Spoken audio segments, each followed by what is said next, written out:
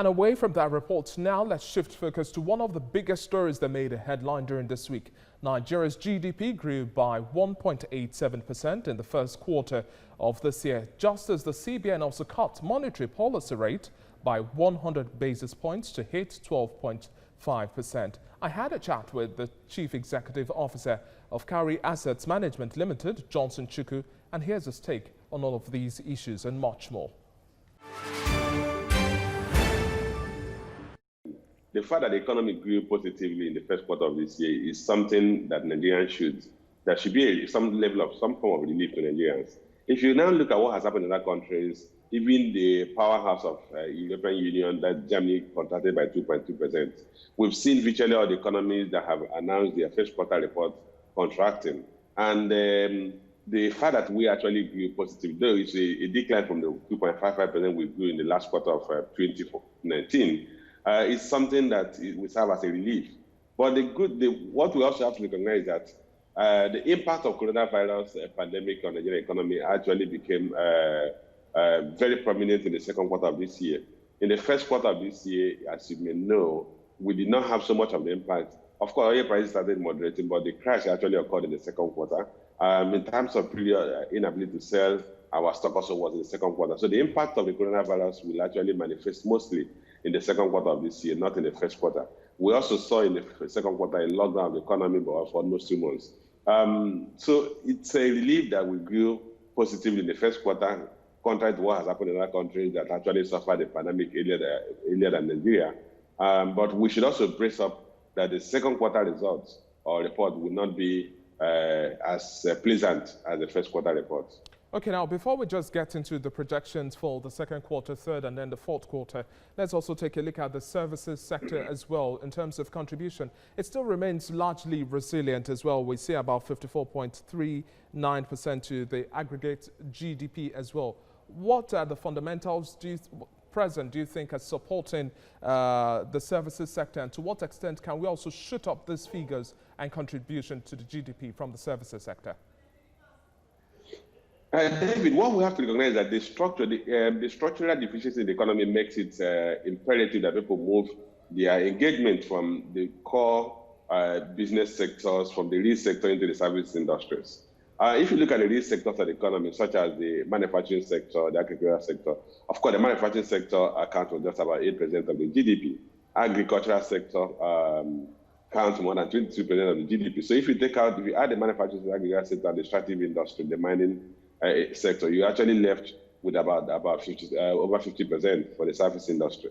And these sectors ordinarily should be the powerhouses of the economy. But unfortunately, because of bottlenecks, we saw the manufacturing sector grow only by 0.43% in the first quarter of this year.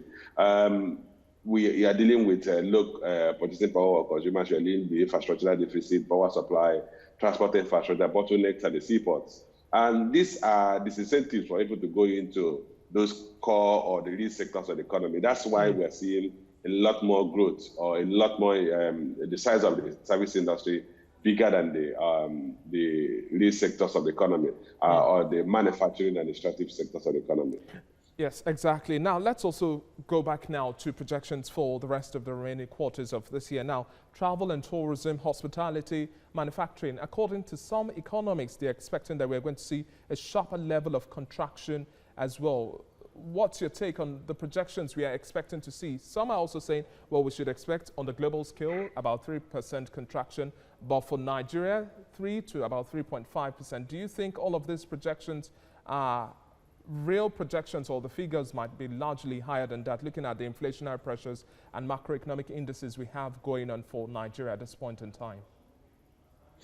Okay, David, if you look at the projection by the World Bank, IMF, they are projecting the world global economy to contract by 1.6%.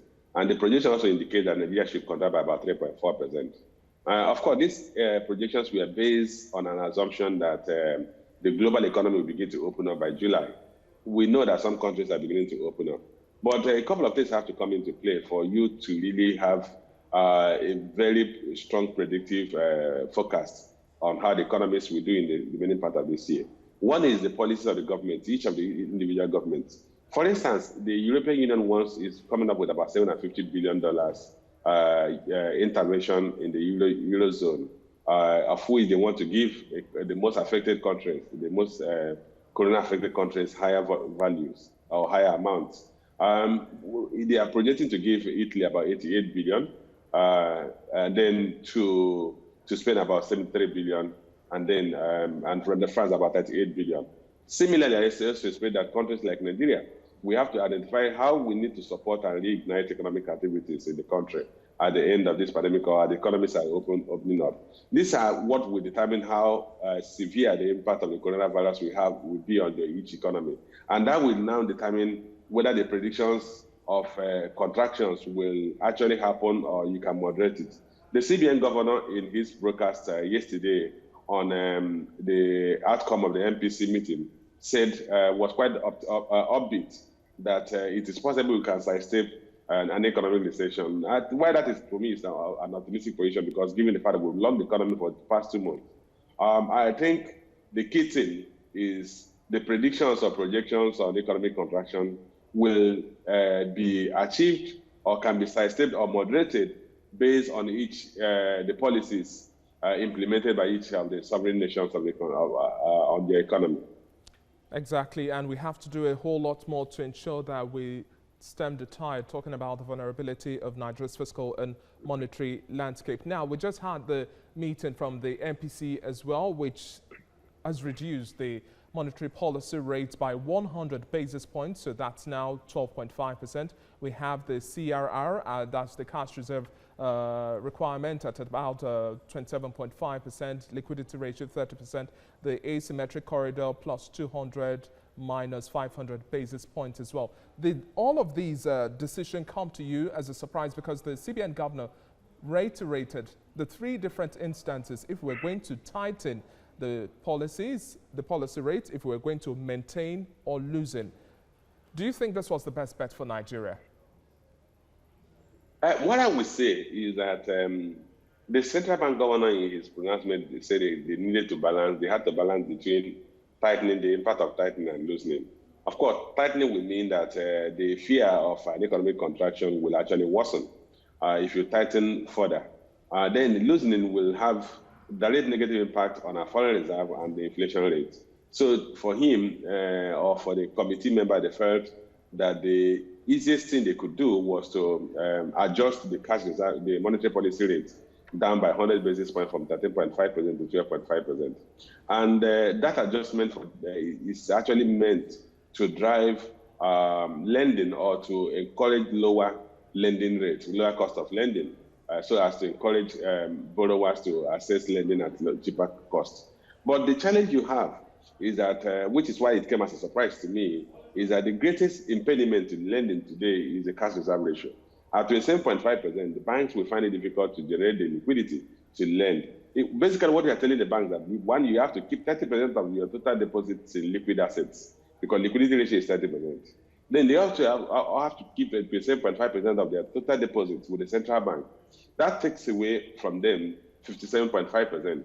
Remember that the banks are supposed to comply with a loan-to-deposit ratio of 65%. Exactly. And so if you sum up that, it becomes a tall order for the banks to comply with the loan-to-deposit rate of 65%, keep the 27.5% with the central bank, and then keep liquidity ratio of 30%, and still lend further.